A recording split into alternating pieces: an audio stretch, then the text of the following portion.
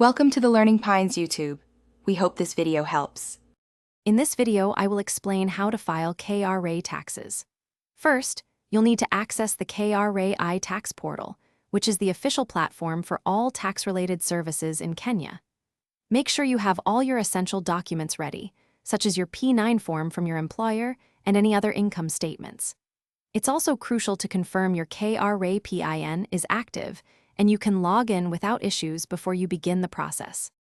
Once you're ready, log into the iTax portal using your KRA PIN and your confidential password. After successfully logging in, navigate to the main menu and select the File Return option. From there, you'll need to choose the correct tax obligation that applies to you, which for most individuals will be income tax individual. This ensures you're filing the right type of return. Next, you'll download the pre-filled income tax return form, which often contains information from your employer. Carefully review all the pre-populated details for accuracy. If you have other income sources or eligible deductions, make sure to input them correctly into the form. Once everything is verified, submit your completed return and remember to generate and save your acknowledgement receipt for your records.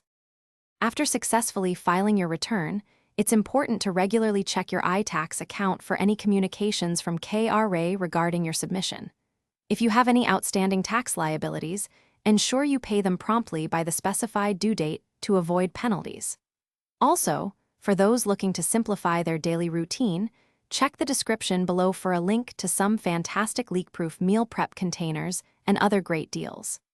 Thanks for watching. Thanks for watching. Consider subscribing if we helped you.